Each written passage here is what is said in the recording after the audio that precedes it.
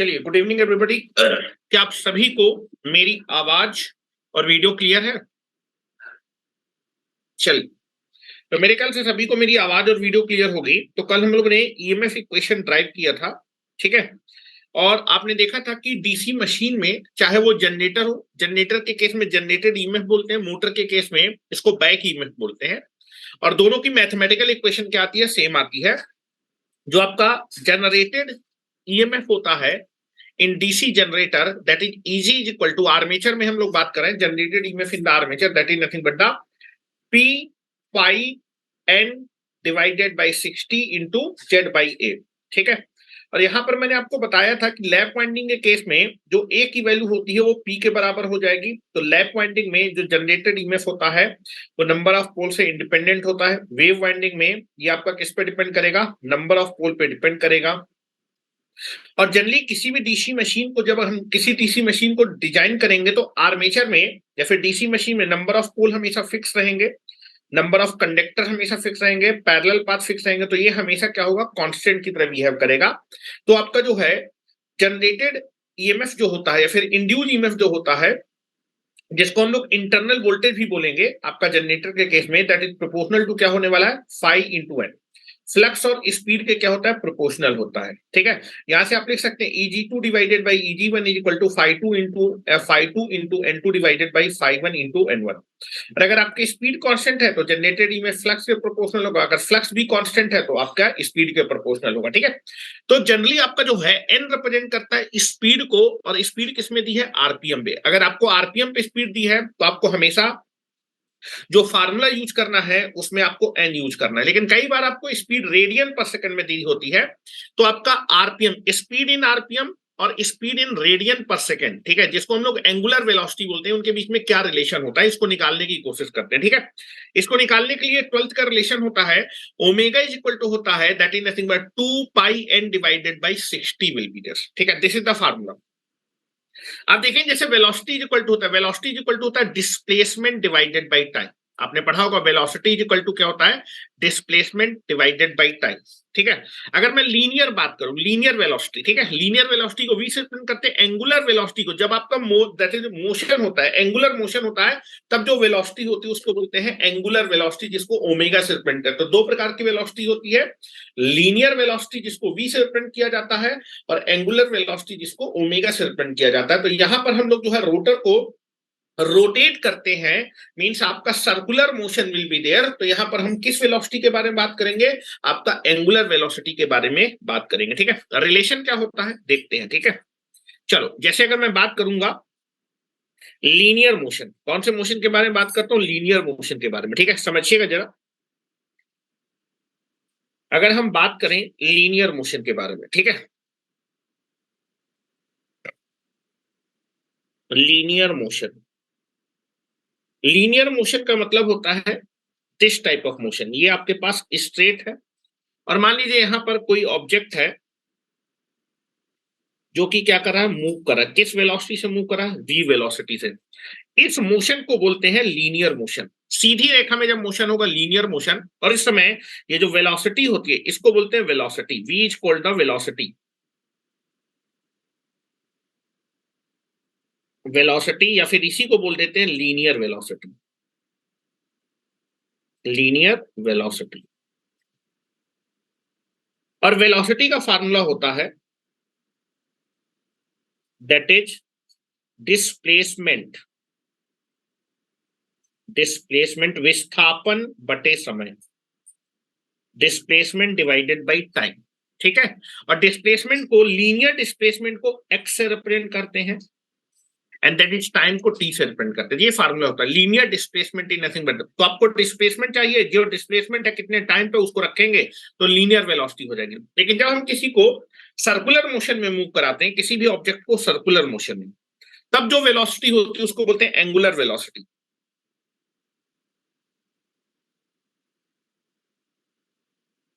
Circular velocity, circular velocity या फिर circular motion लिखता हूं पहले।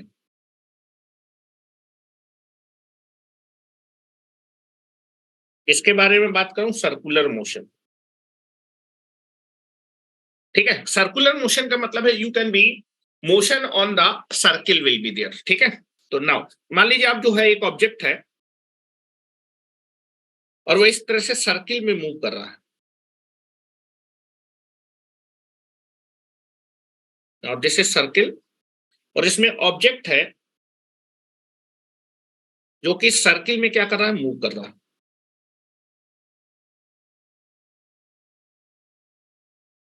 ऐसे ऐसे मूव कर रहा है, this object is moving like this.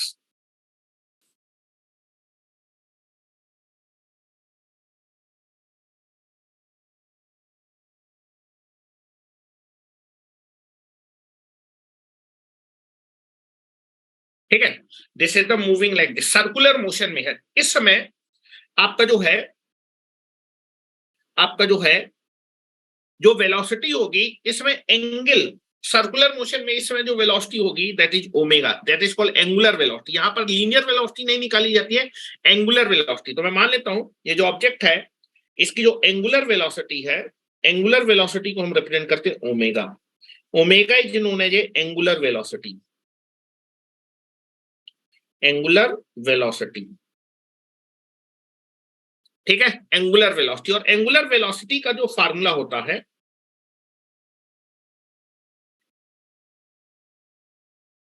जिसको हम ओमेगा से रिप्रेजेंट करेंगे, वेलोसिटी है ना, तो डिस्प्लेसमेंट डिवाइडेड बाय टाइम। लेकिन सर्कुलर मोशन में जो डिस्प्लेसमेंट होगा एंगुलर डिस्प्लेसमेंट होगा, एंगुलर कितना एंगल मूव किया। ठीक है, that is nothing but the angular displacement. जो डिस्प्लेसमेंट लेते हैं वो कौन सा, एंगुलर डिस्प्लेसमेंट। और उस एंगुलर डिस्प्लेसमेंट को करने में आपको कितना टाइम लगा, angular displacement divided by time. और एंगुलर डिस्प्लेसमेंट को हम थीटा से रिप्रेजेंट करते तो टाइम को सेकंड में। तो यूनिट क्या होती थी बेटा, एंगुलर वेलोसिटी ओमेगा की यूनिट आएगी, हाँ एंगल, एंगल की यूनिट होती है रेडियन और टाइम होता है सेकंड, तो इसकी यूनिट आएगी रेडियन पर सेकंड।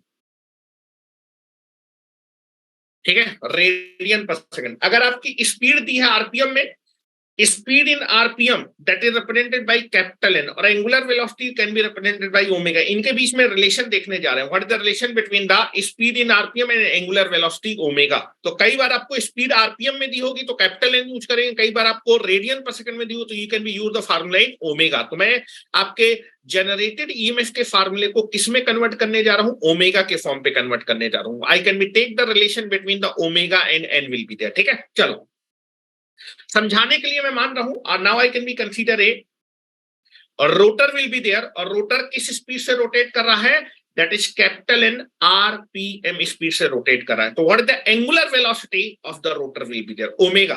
ठीक है, चलो रिलेशन देखने जा रहा हूं, समझने की कोशिश करिएगा। ठीक है, चलिए now I can be consider A rotor. ठीक है, और रोटर समझाने के लिए मैं इसमें कंडक्टर मान लेता हूं। ठीक है, conductor I can be consider. ठीक है, कंडक्टर समझने में आसानी होगा। Now I can be take a conductor,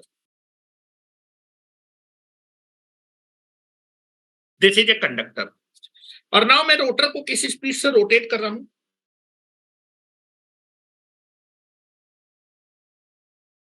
that is capital N RPM, और revolution per minute, capital R revolution per minute, इस स्पीड से रोटेट कर रहा हूं। और मैं मान लेता हूं जब ये रोटेट करेगा तो इसकी कुछ ना कुछ एंगुलर वेलोसिटी होगी। Now I can be take it the, जब आपका जो रोटर है वो आपका कैपिटल एन आरपीएम स्पीड से रोटेट कर रहा है, तो इस समय इसकी जो एंगुलर वेलोसिटी है that is nothing but the omega. पर द एंगुलर वेलोसिटी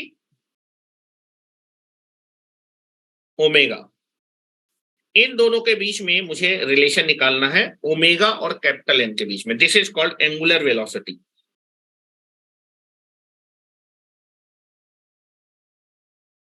बस सीधा सा फार्मूला है एंगुलर वेलोसिटी का, angular velocity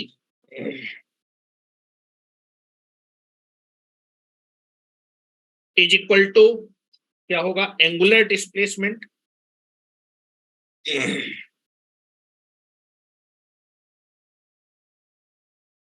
divided by time. That is omega is equal to होगा थीटा डिवाइडेड बाई टी। और टाइम को हमेशा सेकंड में रखना है। वेलोसिटी यूनिट होती है आपका angle, angle is radian, distance, angular displacement, ठीक है। अच्छा ये बताओ, मैं एक रेवोल्यूशन के बारे में बात करूं, ठीक है। एक रेवोल्यूशन में कितना एंगुलर डिस्प्लेसमेंट हुआ और इस एक रेवोल्यूशन में कितना टाइम लगा इस एंगुलर डिस्प्लेसमेंट में। हेलो, डिस्प्लेसमेंट मालूम होना चाहिए और उस डिस्प्लेसमेंट में कितना टाइम लगा। तो मैं जो डिस्प्लेसमेंट ले रहा हूं एक रेवोल्यूशन दे रहा हूं। हेलो, ये जो आपका कंडक्टर है वो जब एक रेवोल्यूशन, एक चक्कर कंप्लीट कर लेगा, एक चक्कर जब ये कंप्लीट करेगा तो कितना एंगुलर डिस्प्लेसमेंट, कितना एंगल आपका चला, ये 2 पाई। और इस एक चक्कर में इस एंगुलर डिस्प्लेसमेंट में इसको कितना टाइम लगा वो टाइम निकालेंगे, लेकिन टाइम सेकंड में चाहिए। क्या मेरी बात समझ में आ रहा है? तो नाउ फॉर वन रेवोल्यूशन, एक रेवोल्यूशन में कितना एंगुलर डिस्प्लेसमेंट हुआ, जो भी मैं बात कर रहा हूं एक रेवोल्यूशन में, for one revolution, one revolution में what is the angular displacement, 2 pi radian. क्या इसमें किसी को थीटा, थीटा की वैल्यू आ गई? एक रेवोल्यूशन में अगर आप एंगुलर डिस्प्लेसमेंट निकालेंगे, angular displacement that is 2 pi radian.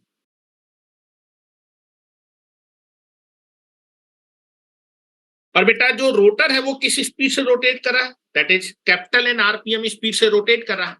मतलब 1 मिनट में कितना रेवोल्यूशन, एन, कैपिटल एन, एक रेवोल्यूशन में इतना एंगुलर डिस्प्लेसमेंट है, इतने एंगुलर डिस्प्लेसमेंट में टाइम कितना है, एक रेवोल्यूशन का टाइम निकालना है। तो आप देखेंगे कैपिटल एन रेवोल्यूशन लगाने में कितना टाइम लग रहा है, 1 मिनट, लेकिन टाइम सेकंड लेंगे 60 सेकंड। तो लिख रहा हूं, चूंकि एन रेवोल्यूशन, वन रेवोल्यूशन में कितना टाइम लग रहा है, 1 मिनट या फिर 60 सेकंड। तो एक रेवोल्यूशन में कितना टाइम लगेगा, एक रेवोल्यूशन में कितना टाइम लगेगा, कम लगेगा, तो 60/n सेकंड। तो एक रेवोल्यूशन का टाइम भी आपको मालूम चल गया। हेलो, फॉर वन रेवोल्यूशन,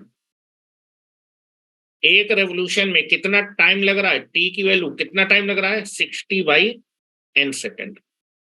तो क्या अब तुम एंगुलर वेलोसिटी नहीं निकाल पाओगे? डिस्प्लेसमेंट मालूम है, टाइम मालूम है, नहीं निकाल पाओगे? निकाल लोगे। What is the relation, omega is equal to angular displacement divided by time, that is equal to 2 pi n by 60. This is the relation between omega and capital N. Angular velocity and speed में ये relation होता है capital N और omega के बीच में, याद रखिएगा। वैसे ये रिलेशन मुझे डायरेक्ट यूज करने चाहिए, लेकिन तुम लोग को कुछ नहीं आता है, मुझको मालूम है।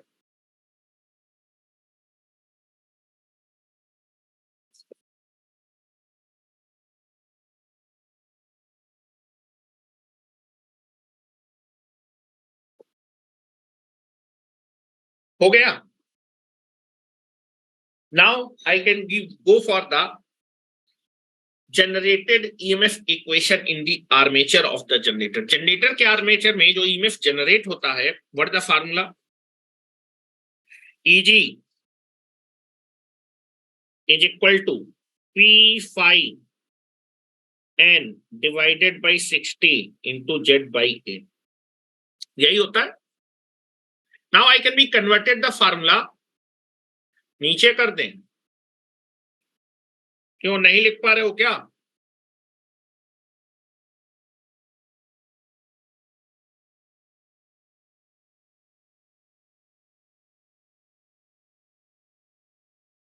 Now I can B convert this n into omega will be, n को मैं किस में कन्वर्ट कर रहा हूं, that is nothing but omega में। तो बेटा n/60 तो तुम्हारे पास है, इसमें कितने से गुणा कर दो, 2 पाई से गुणा कर दो, 2 पाई से डिवाइड कर दो, ठीक है। तो मैं इसको अलग से लिखता हूं। Now this is same formula I can be converted in the term of angular velocity, omega के टर्म में। Eg is equal to 99% question में आपको आरपीएम में स्पीड दोगी तो आप ऐसी फार्मूले को यूज करिएगा।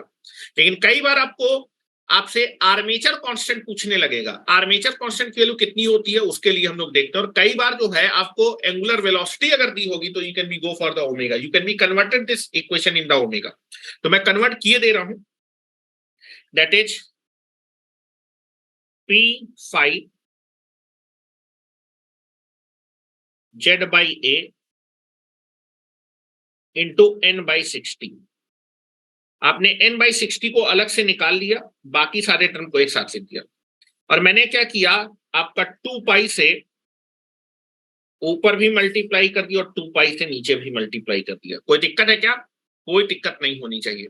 और इस चीज को आप लिख सकते हैं, now this term is nothing but written as a 2 pi n by 60 nothing but the called omega. इसकी जगह आप क्या लिख सकते हैं? ओमेगा लिख सकते हैं। Now this is nothing but the generated EMF is equal to P phi Z divided by A into omega divided by 2 pi.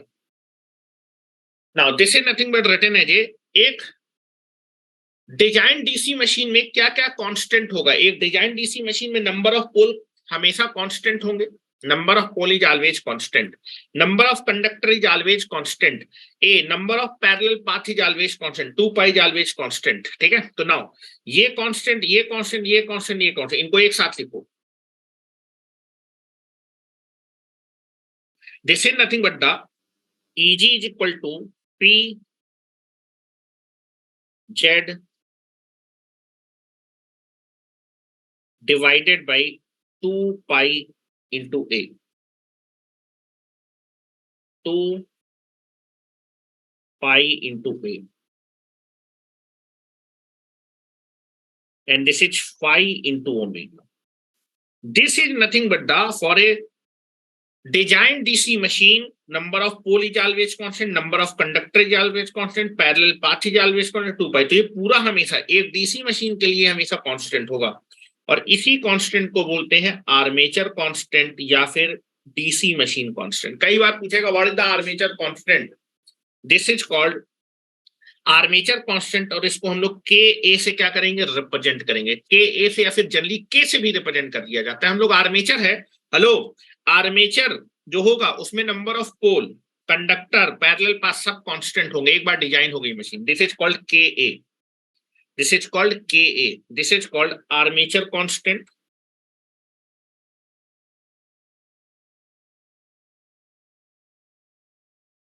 और इसी को बोलते हैं डीसी मशीन कांस्टेंट। तो आपका जनरेटेड ईएमएफ की इक्वेशन हो जाएगी Eg इज इक्वल टू के ए फाई ओमेगा। और चूंकि ये के ए कांस्टेंट है तो अगर आप इसको हटा देंगे, वेयर के ए की वैल्यू कोई भी पूछे, के ए की वैल्यू हमेशा फिक्स होगी। कितनी होगी? P Z divided by 2 pi into A, and this is nothing but the armature constant और डीसी मशीन कांस्टेंट। यहां से लिख सकते हैं Eg is proportional to phi into omega. ठीक है, ऐसे भी लिख सकते हैं और यहां से लिख सकते हैं Eg2 divided by Eg1 is equal to phi 2 omega 2 divided by phi 1 omega 1। This is the relation. अगर आपको वेलोसिटी आरपीएम में दी है तो n लिख दीजिएगा, रेडियन पर सेकंड में दी है तो ओमेगा यूज कर लीजिएगा, बात सेम है।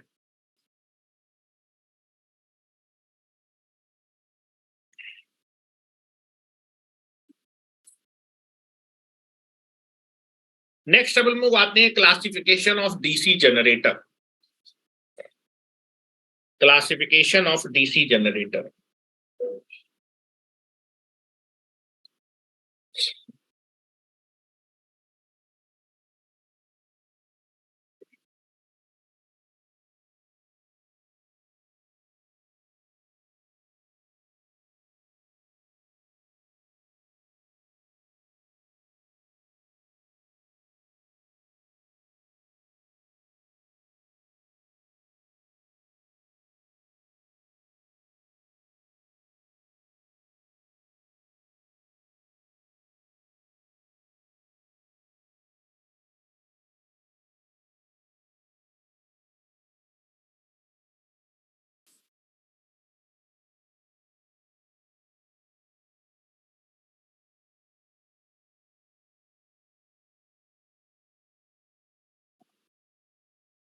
हो गया।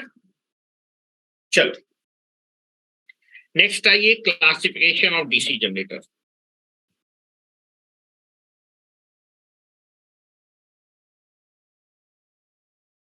मोटर को अलग से पढ़ेंगे तो मोटर का क्लासिफिकेशन भी सेम तरीके से होगा, जहां जनरेटर लिखा है वहां motor, same classification will be there. ठीक है, नाउ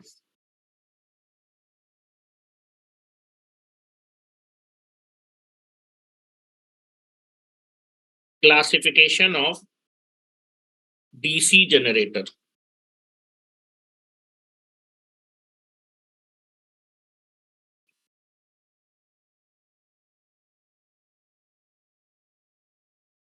पहली क्लास में मैंने बताया था कि जो जनरेटर होता है वो किस प्रिंसिपल पे आधारित होता है, Faraday law of electromagnetic induction.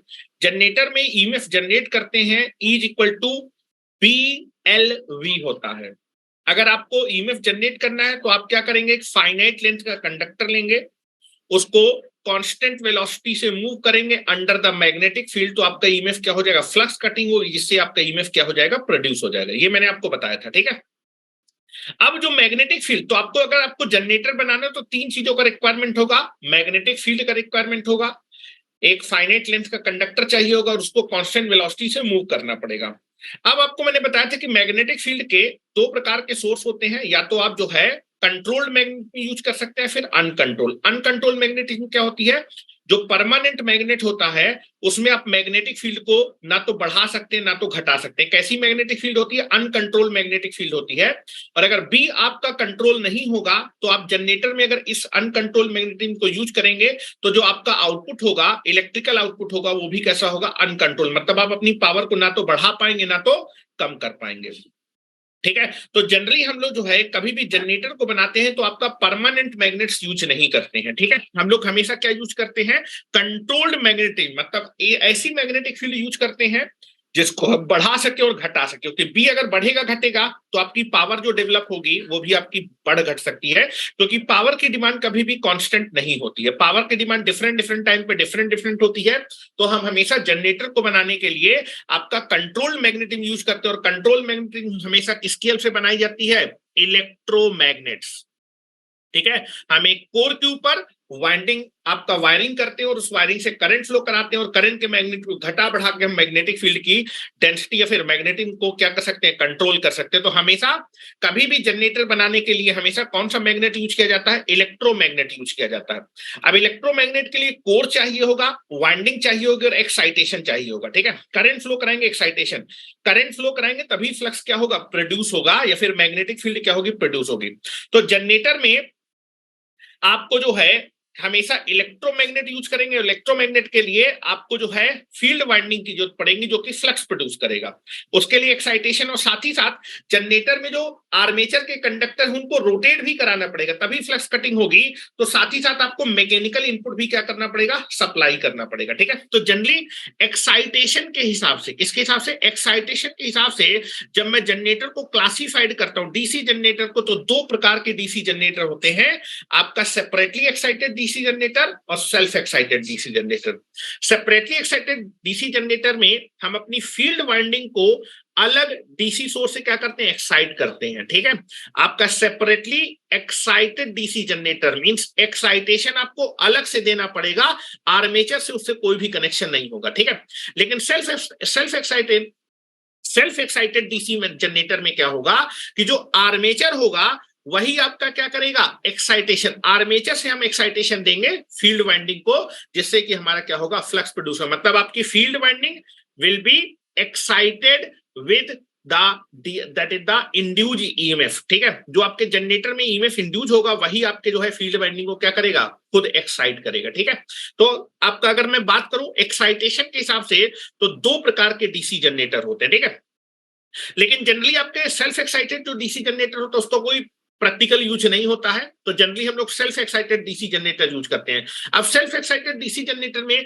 Connection के हिसाब से, फील्ड वाइंडिंग के कनेक्शन के हिसाब से आपके कई प्रकार के क्लासिफिकेशन है। कनेक्शन के हिसाब से आपका that is shunt DC generator होता है, सीरीज डीसी जनरेटर होता है और कंपाउंड डीसी जनरेटर होता है। कनेक्शन के हिसाब से तीन प्रकार के डीसी जनरेटर होंगे।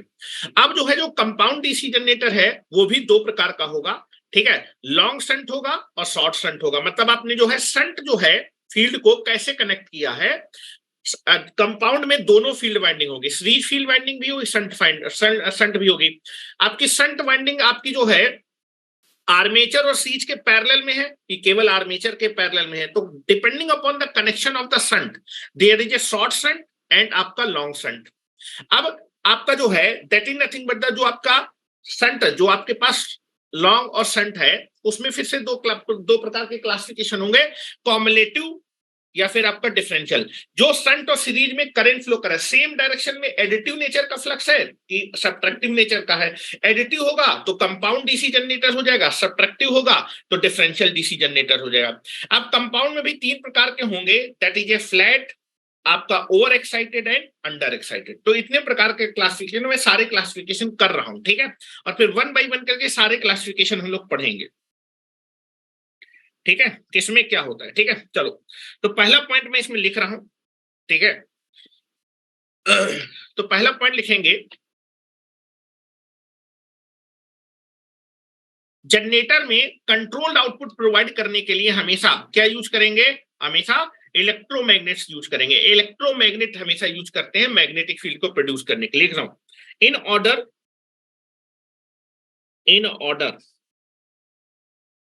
in order to produce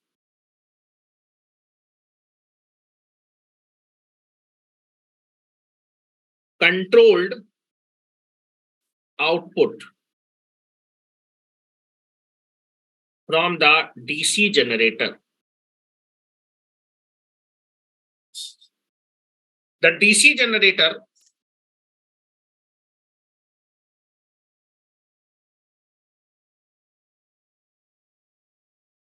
ठीक है, in order to produce control output from the DC generator, electromagnets are preferred. Electromagnets are preferred.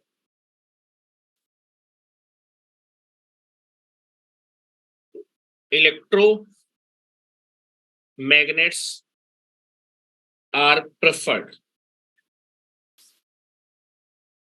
Preferred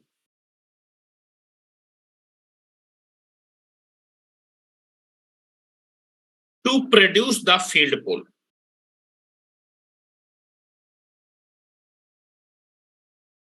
Electromagnets are preferred to produce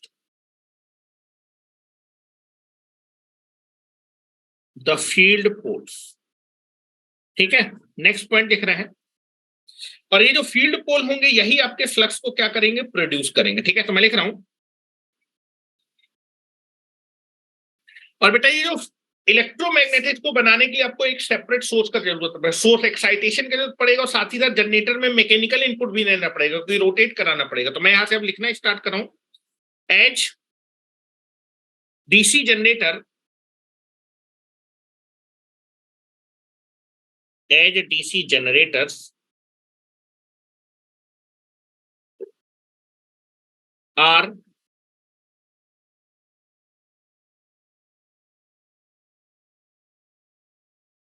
या फिर in DC generator, in DC generator लिखो, in DC generator, in DC generator there are, in DC generator there are electromagnets,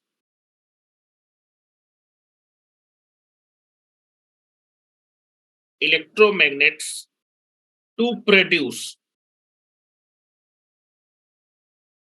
electromagnets in DC generator there are electromagnets are used to produce the working flux, to produce the working flux. Working flux को जो main flux होता है, main flux होता है जो EMF generate करता है, उसको प्रोड्यूस करने के लिए हम इलेक्ट्रोमैग्नेट्स यूज करते हैं। और इलेक्ट्रोमैग्नेट बनाने के लिए हमें क्या चाहिए, एक्साइटेशन चाहिए। There are electromagnets are used to produce the working flux, in the generator.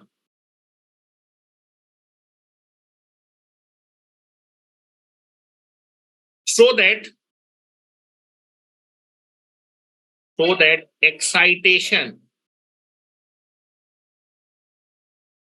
is required.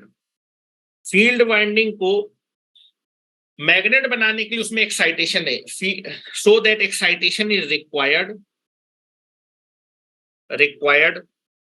Excitation की जरूरत पड़ेगी और साथ ही साथ जनरेटर के लिए आपको मैकेनिकल इनपुट भी देना पड़ेगा। जब मैकेनिकल इनपुट देंगे तभी जनरेटर एक्साइटेशन की हेल्प से उसको इलेक्ट्रिकल इनपुट में कन्वर्ट करेगा। इज रिक्वायर्ड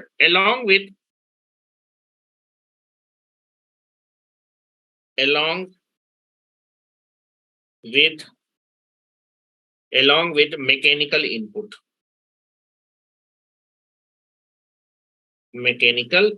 ठीक है। जनरेटर मैकेनिकल एनर्जी को इलेक्ट्रिकल एनर्जी में कन्वर्ट करेगा, लेकिन मैकेनिकल एनर्जी को इलेक्ट्रिकल एनर्जी में कन्वर्ट करने के लिए उसको फील्ड चाहिए, और उस फील्ड के लिए आपको क्या चाहिए, मैग्नेट बनाना पड़ेगा। और मैग्नेट बनाने के लिए आपको जो फील्ड वाइंडिंग होगी उसमें एक्साइटेशन देना पड़ेगा। क्या मेरी बात समझ पा रहे हैं?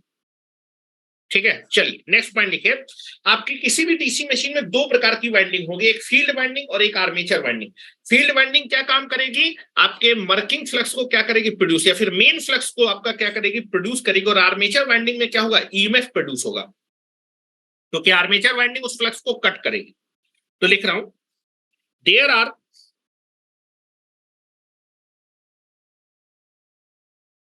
आर two windings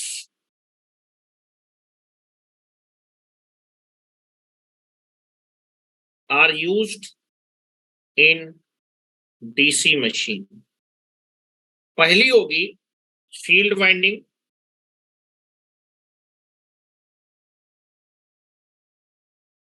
और दूसरी होगी आर्मेचर वाइंडिंग।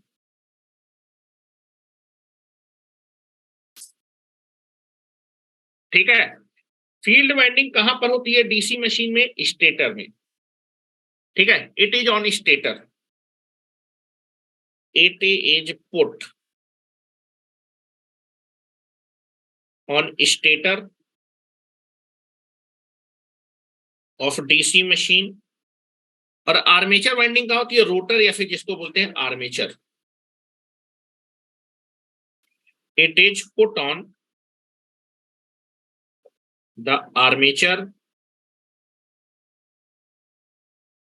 और उसी को बोलते हैं rotor of DC machine. Field winding का काम क्या होता है, वर्किंग फ्लक्स प्रोड्यूस करना।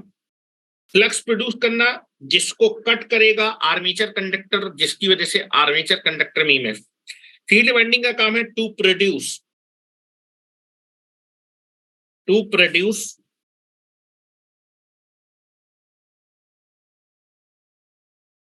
The working flux.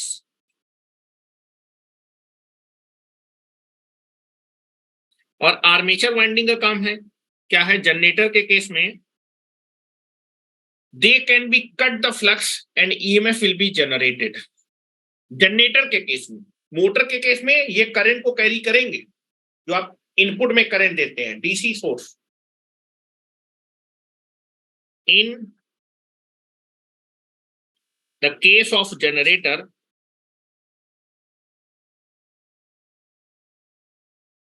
Armature winding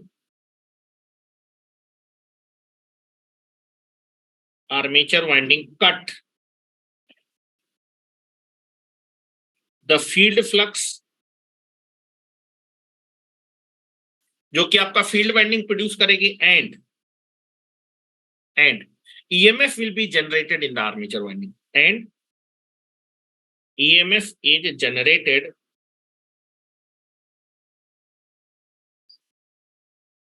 in the armature winding।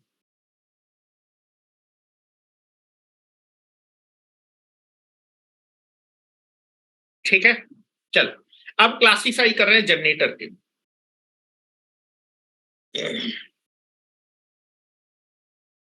Now we will go for the classification of armature.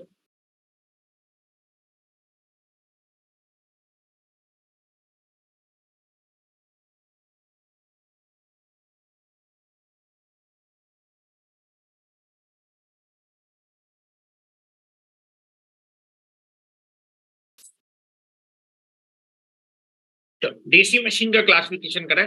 पहला क्लासिफिकेशन हम लोग कर रहे हैं बेस्ड ऑन द एक्साइटेशन। कैसा एक्साइटेशन दे रहे हैं? Field winding. अलग से एक्साइटेशन दे रहे हैं, फिर आर्मेचर से एक्साइटेशन दे रहे हैं। ठीक है, चलो तो यहां पर लिख रहा हूं that is nothing but the DC generator.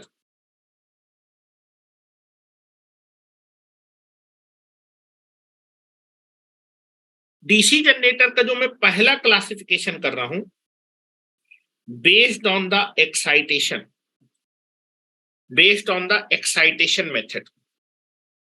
अच्छा, एक्साइटेशन मतलब क्या होता है? एक्साइटेशन मतलब होता है फ्लक्स को प्रोड्यूस करना। एक्साइटेशन मींस क्या होता है? To produce the field flux. Field flux को कैसे प्रोड्यूस कर रहा है, दैट इज कॉल्ड एक्साइटेशन। ठीक है, फील्ड फ्लक्स को प्रोड्यूस करना क्या कहलाता है? एक्साइटेशन कहलाता है। ठीक है, तो नाउ अगर मैं बात करूंगा that is nothing but the DC generator का, अगर मैं क्लासिफिकेशन करूंगा based on the excitation method, ये मैं क्लासिफिकेशन करूं based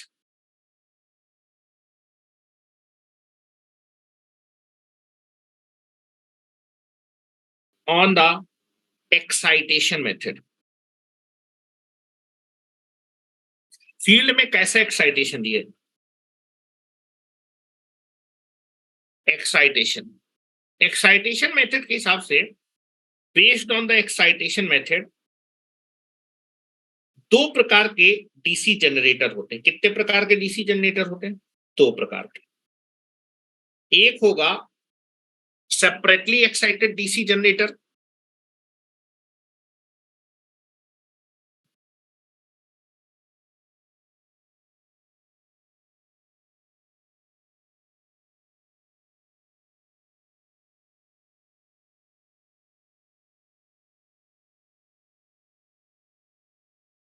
separately excited DC generator, और दूसरा होगा that is self excitation, self excited DC generator.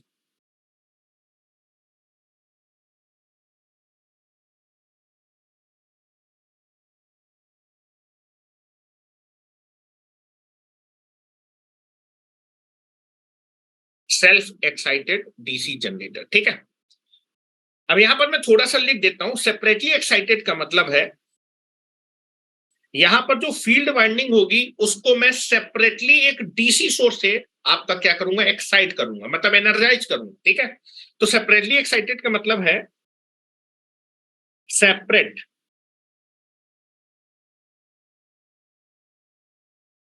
Separate DC source is used for field winding. Field winding के लिए, फील्ड वाइंडिंग जो flux produce करेगी, फ्लक्स प्रोड्यूस करने के लिए आप एक अलग से डीसी सोर्स लगाएंगे उस वाइंडिंग में। आर्मेचर से कोई भी कनेक्शन नहीं होगा। Field winding is not connected with the armature winding in the separately excited DC machine. ठीक है, लेकिन सेल्फ में क्या होगा? ध्यान रखिए, सेल्फ में, सेल्फ एक्साइटेड डीसी मशीन का मतलब है कि आर्मेचर में जो वोल्टेज प्रोड्यूस होगा वो वोल्टेज क्या करेगा? आपका फील्ड वाइंडिंग में करंट को फ्लो कराएगा। ठीक है, तो दैट इज यहां पर सेल्फ एक्साइटेड डीसी मशीन जो होगी उसमें आपकी फील्ड वाइंडिंग हमेशा किससे कनेक्ट होगी? आर्मेचर से कनेक्ट होगी। अब आर्मेचर में कैसे कनेक्ट है? Based on the connection self excited machine के फिर से क्लासिफिकेशन होंगे, series, shunt and that is the compound. ठीक है, तो that is nothing but the self excitation का मतलब है that is nothing but the armature induced EMF is itself. इसका मतलब है सेल्फ एक्साइटेड का मतलब है यहां पर जो फील्ड वाइंडिंग है वो हमेशा किससे कनेक्ट होगी? आर्मेचर, आर्मेचर द्वारा एक्साइट होगी वो। ठीक है, that is self excited DC generator, the armature induced voltage. Armature में जो इंड्यूस्ड वोल्टेज है, armature induced voltage, armature induced voltage itself, खुद आर्मेचर में जो इंड्यूस्ड वोल्टेज है वो खुद यूज होगा, खुद फ्लो कराएगा करंट, किसमें, field winding. The armature induced voltage itself, खुद, itself is used to flow the current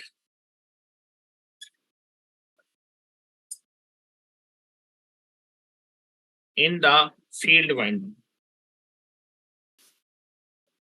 field winding को हम एक्साइट करेंगे किसके द्वारा, आर्मेचर के द्वारा। सेल्फ एक्साइटेड में field winding is excited by own armature, armature winding use होगी एक्साइटेशन के लिए फील्ड, ठीक है।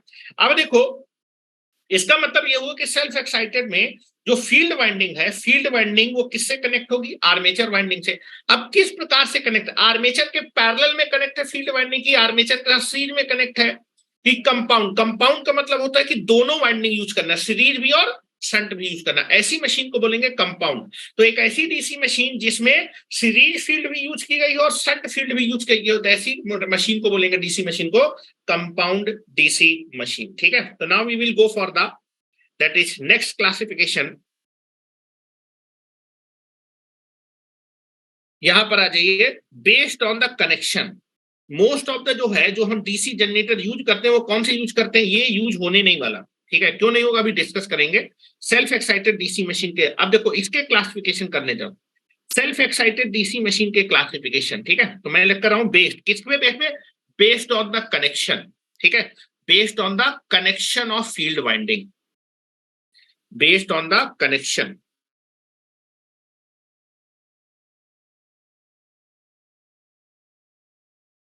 ठीक है। तो अकॉर्डिंग टू द कनेक्शन मैं लिख रहा हूं यहां पर, सेल्फ एक्साइटेड के मैं क्लासिफिकेशन करने जा रहा हूं according, according to the connection,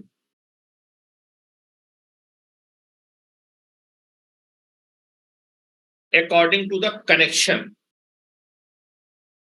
connection of field winding with armature. Armature के साथ फील्ड वाइंडिंग कैसे कनेक्ट की गई है, ठीक है, बेस्ड ऑन द कनेक्शन। जो सेल्फ एक्साइटेड डीसी मशीन है वो तीन प्रकार की होगी, ठीक है। कितने प्रकार की होगी, सेल्फ एक्साइटेड डीसी मशीन तीन प्रकार की होगी। सेल्फ एक्साइटेड डीसी मशीन तीन प्रकार की। आर्मेचर फील्ड वाइंडिंग आर्मेचर के साथ किस तरह से कनेक्ट की गई है उस पे बेस्ड आपका सेल्फ एक्साइटेड मशीन तीन प्रकार की होगी। That is nothing but the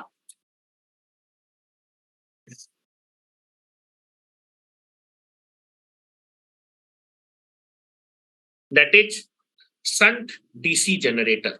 पहला होगा शंट डीसी जनरेटर, दूसरा होगा सीरीज डीसी जनरेटर, और तीसरा होगा compound DC generator.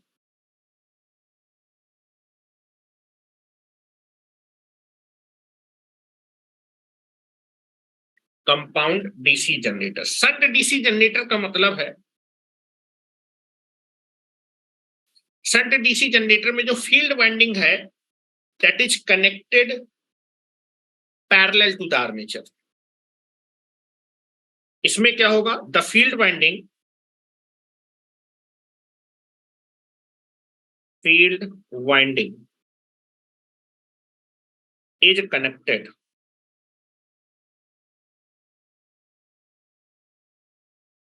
connected in parallel to the armature winding। Armature winding के पैरेलल में कनेक्ट होगी। सीरीज डीसी जनरेटर में जो फील्ड वाइंडिंग होगी वो सीरीज में कनेक्ट होगी।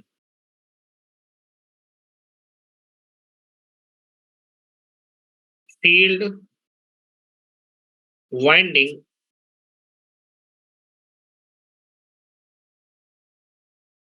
is connected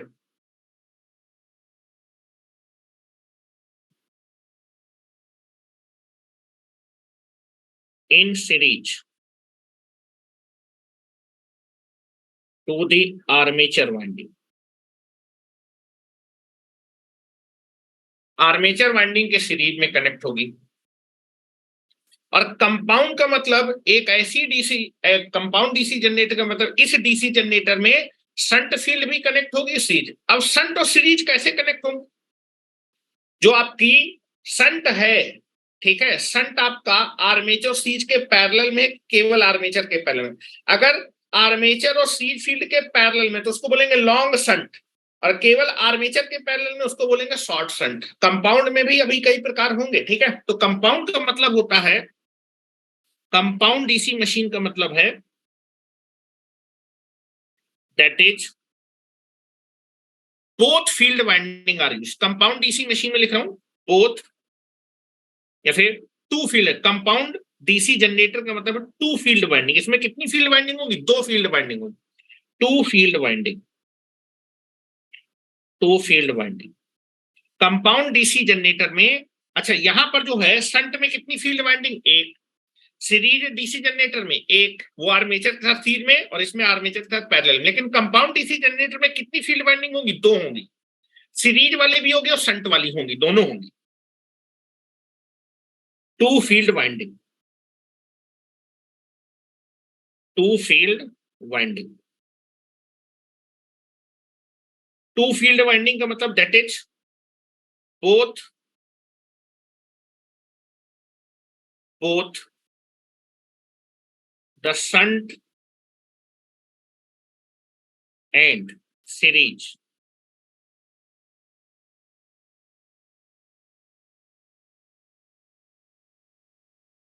field winding are used. Compound DC machine में दो फील्ड वाइंडिंग होगी, सीरीज वाली भी होगी, शंट वाली होगी। अब कंपाउंड डीसी मशीन में शंट वाइंडिंग कैसे कनेक्ट है, उसके हिसाब से कंपाउंड के क्लासिफिकेशन में, ठीक है। तो मैं लिख रहा हूं according to the connection of shunt field. Hello, दोनों फील्ड होंगी, शंट और सीरीज। शंट वाली सीरीज और आर्मेचर के पैरेलल में कनेक्ट है तो लॉन्ग शंट कंपाउंड, और अगर आपकी जो है शंट वाली केवल आर्मेचर के पैरेलल में कनेक्ट है तो that is short shunt compound. मेरा कहने का मतलब है, अभी हम लोग आगे देखेंगे, ये आर्मेचर होगा, दिस इज योर आर्मेचर। दोनों फील्ड होगी, सीरीज वाली भी होगी और शंट वाली भी होगी। अगर आपकी शंट वाली आर्मेचर और सीरीज के पैरेलल तो इसको बोलेंगे लॉन्ग शंट कंपाउंड, और केवल आपकी जो फील्ड वाली है वो केवल आर्मेचर के उसमें कनेक्ट हो, यहां पर सीरीज में कनेक्ट हो, मतलब सीरीज के पैरेलल में, तो इसको बोलेंगे शॉर्ट, छोटा शंट, और एक में बड़ा शंट। तो नेक्स्ट लिखने जा रहा हूं कंपाउंड डीसी मशीन में कि फिर से फर्दर क्लासिफिकेशन हो। Compound DC machine, compound DC machine का मैं क्लासिफिकेशन करने जा रहा हूं किसके रिस्पेक्ट में? Based on the shunt field, shunt winding के रिस्पेक्ट में, शंट वाइंडिंग कैसे कनेक्ट है, ठीक है। सीरीज और आर्मेचर के साथ शंट वाइंडिंग कैसे कनेक्ट की गई है? तो based on the shunt field winding, based on the shunt field winding connection. अब दोनों फील्ड वाइंडिंग है, लेकिन शंट कैसे कनेक्ट की गई है? Based on the shunt field winding connection, shunt field winding connection आपका जो है, जो कंपाउंड डीसी जनरेटर है, कंपाउंड डीसी जनरेटर दो प्रकार के होंगे। कंपाउंड डीसी जनरेटर दो प्रकार के होंगे, एक होगा long shunt,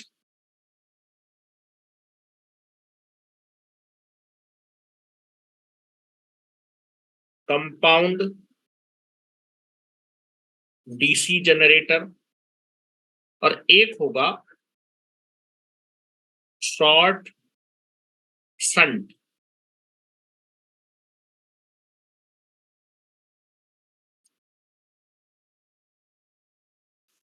compound DC generator, ठीक है। तो based on the shunt field connection, compound में संट का कनेक्शन कैसे किया गया है, लॉन्ग संट होगा या फिर शॉर्ट संट होगा। अब जरा बात करते हैं, सुनिएगा। अब लॉन्ग संट भी दो प्रकार का होगा, ध्यान सुनिएगा। लॉन्ग संट मतलब ऐसा है, ये मेरे पास, हेलो, ये मेरे पास आर्मेचर हो गया, हेलो, ये मेरे पास सीरीज फील्ड हो गई और ये मेरे पास संट फील्ड हो गई। ये आपका लॉन्ग संट हो गया। अब लॉन्ग संट में अगर बेटा दोनों फील्ड वाइंडिंग में सेम डायरेक्शन में करंट फ्लो, तो दोनों के फ्लक्स ऐड हो जाएंगे, उसको बोलते हैं कॉम्युलेटिव कंपाउंड डीसी। ठीक है। और अगर बेटा दोनों फील्ड वाइंडिंग में अपोजिट, एक में ऊपर है एक में नीचे, तो दोनों के फ्लक्स आपके क्या हो जाएंगे, कट जाएंगे या फिर डिफरेंस हो जाएगा, डिफरेंशियल कंपाउंड। तो अब आपका जो है long shunt, hello, long shunt में हो सकता है कि करंट सेम डायरेक्शन में दोनों फील्ड वाइंडिंग में या फिर आपका अपोजिट डायरेक्शन में हो। इसी तरह शॉर्ट संट में क्या होगा, हेलो, शॉर्ट संट में ऐसा होगा, संट जो है आर्मेचर के पैरेलल में कनेक्ट और ये सीरीज है, ये सीरीज वाइंडिंग है।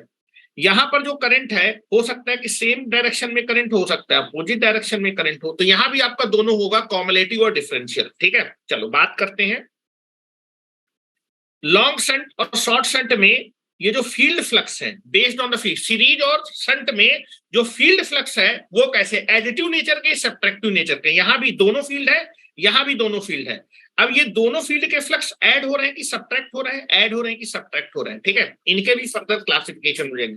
तो based on the series and shunt, ठीक है, फ्लक्स के कनेक्शन, ठीक है, बेस्ड ऑन द, या फिर करंट लिख सकते हैं कि सीरीज और शंट में कैसा कनेक्शन है। ठीक है, लिख रहा हूं, यहां पर लिख रहा हूं। अब मैं लॉन्ग शंट और शॉर्ट शंट कंपाउंड इनको भी क्लासिफाइड करूं किसके रिस्पेक्ट में, based on the current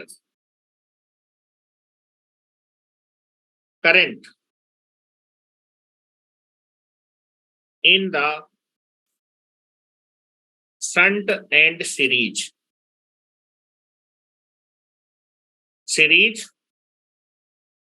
winding. जो यहाँ कंपाउंड है ना, दोनों वाइंडिंग होगी, सीरीज और शंट में कैसे करंट फ्लो कर, सेम डायरेक्शन में क्या अपोजिट डायरेक्शन, यहां भी दोनों वाइंडिंग होगी, तो इसका भी क्लासिफाइड कर रहा हूं, based on the current in the shunt and series winding. तो आप देखेंगे अगर दोनों वाइंडिंग में, सीरीज और शंट में सेम डायरेक्शन में करंट है, लो, सेम डायरेक्शन में करंट, तो उसको बोलते हैं cumulative compound, cumulative compound, cumulative long shunt compound, इसको बोलेंगे कॉम्युलेटिव। कॉम्युलेटिव मीन्स होता है जोड़ना,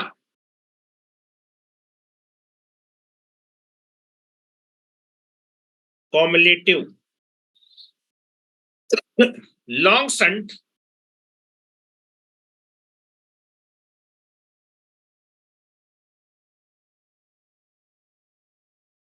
कंपाउंड डीसी जनरेटर। और अगर अपोजिट डायरेक्शन में है, यहां पर क्या होगा, करंट जो होगा दोनों फील्ड वाइंडिंग में सेम डायरेक्शन में होगा। करंट सेम डायरेक्शन में तो कॉम्युलेटिव हो जाएगा और अपोजिट डायरेक्शन में तो डिफरेंशियल। ठीक है, क्या होगा, डिफरेंशियल, डिफरेंशियल।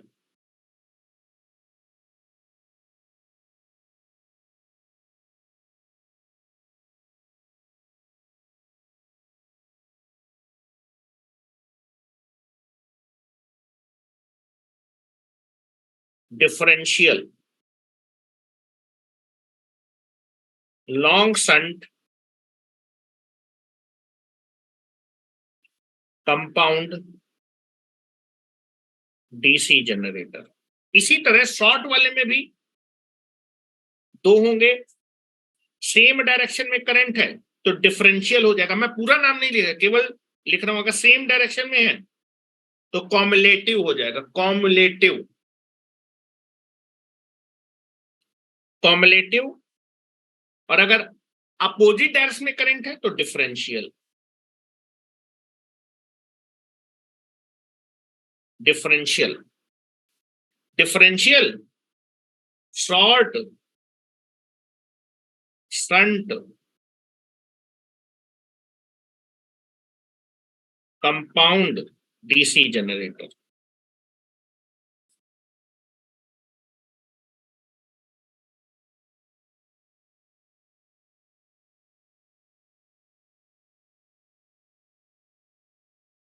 ठीक है, अब जो है,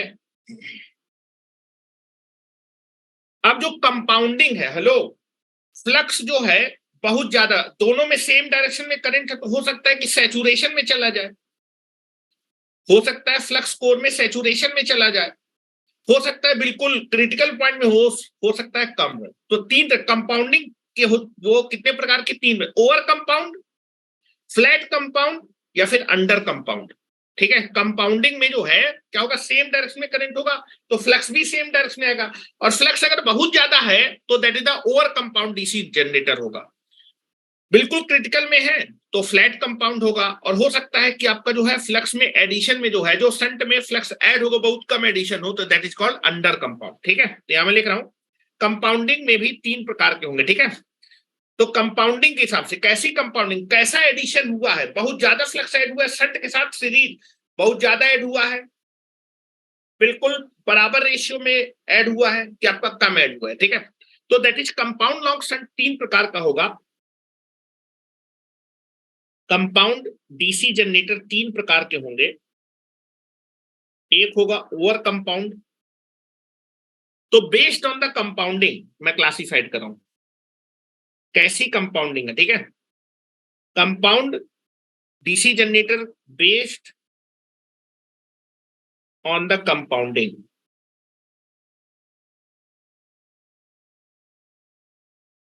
based on the compounding, compound DC generator तीन प्रकार के होते हैं। एक होगा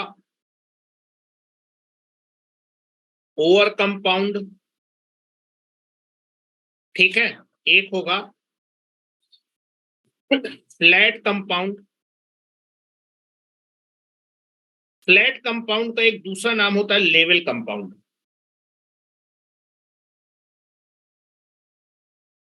और एक होगा under compound.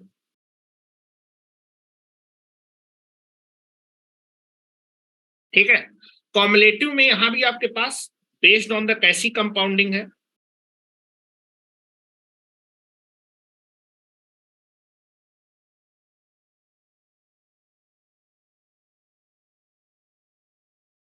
Based on the compounding आपके पास तीन प्रकार से क्लासिफाइड होगा। कॉमुलेटिव कंपाउंड डीसी जनरेटर तीन प्रकार से क्लासिफाइड होगा, ओवर कंपाउंड, या फिर आपका फ्लैट कंपाउंड, उसी को बोलते हैं लेवल कंपाउंड, और तीसरा होगा अंडर कंपाउंड। अंडर कंपाउंड, ये पूरा क्लासिफिकेशन है डीसी जनरेटर का। किस हिसाब से क्या क्लासिफाइड किया वो मैंने लिखा हुआ है, ये क्लासिफिकेशन है डीसी जनरेटर का क्लासिफिकेशन।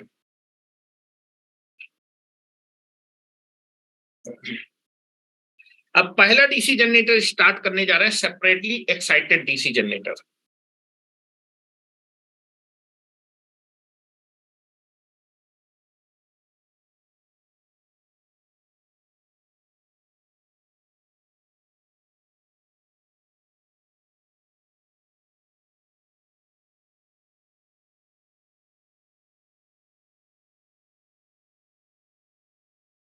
नेक्स्ट शेडिंग डालिए, पहला डीसी जनरेटर लिखिए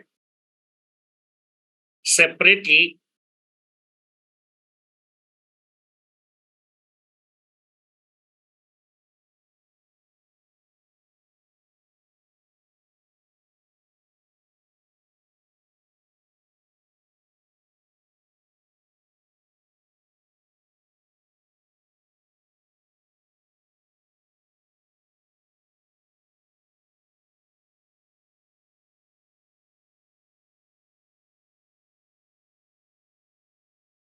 separately excited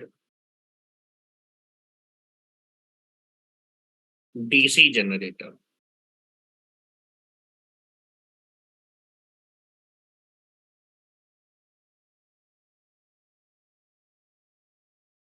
ठीक है, सेपरेटली एक्साइटेड डीसी जनरेटर। इसको बेटा कल करेंगे, कल मैं आपकी क्लास थोड़ा जल्दी ले लूंगा, 7 बजे से ले लूंगा, आज मैं थोड़ा सा लेट हो गया तो कोचिंग में आने से। ठीक है, तो सेपरेटली एक्साइटेड कल स्टार्ट करते हैं। कल आपका सेपरेटली और संट में 2 करवा दूंगा और 2 दिन के अंदर ये सारा क्लासिफिकेशन हो जाएगा। उसके बाद हम लोग देखेंगे that is nothing but the armature reaction क्या होता है और उसके बाद कॉम्पिटिशन में क्या दिक्कत होती है। यही 2 मेन टॉपिक है जनरेटर में। और जनरेटर में ये 2 मेन टॉपिक कराने के बाद कुछ कैरेक्टरिस्टिक होंगी संट की और सीरीज की, वो हम लोग डिस्कस करेंगे। और फिर कैसे वोल्टेज बिल्डअप होता है, जैसे मान लीजिए 230 वोल्टेज जनरेट करना है तो इमीडिएटली 230 वोल्ट नहीं जनरेट होगा, कितना जनरेट होगा, कैसे कैसे जनरेट होगा, उसको डिस्कस करेंगे। और उसके बाद आपका जनरेटर खत्म हो जाएगा, we will start your motor. ठीक है, चलो, थैंक यू वेरी मच।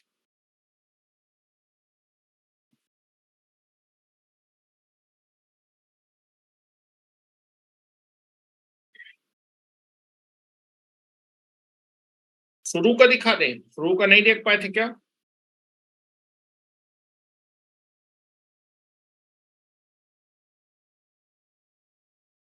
शुरू में यहीं से पढ़ाया था, लीनियर मोशन, सर्कुलर मोशन।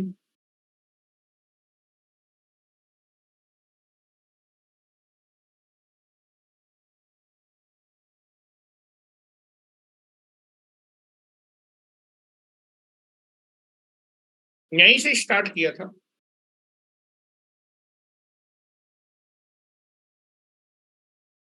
चलो ठीक है, ओके, थैंक यू। अपलोड कर दूंगा मैं वीडियो, आज अपलोड कर दूंगा सारे। ठीक है, रात तक। कल का लेक्चर लेकिन रिकॉर्ड नहीं हो पाया है, उसको मैं किसी दिन अब जो है ऐसे पढ़ दूंगा जो भी मैंने लिखा है। ठीक है, तो उसको भी मैं बाद में 1-2 दिन में अपलोड कर दूंगा।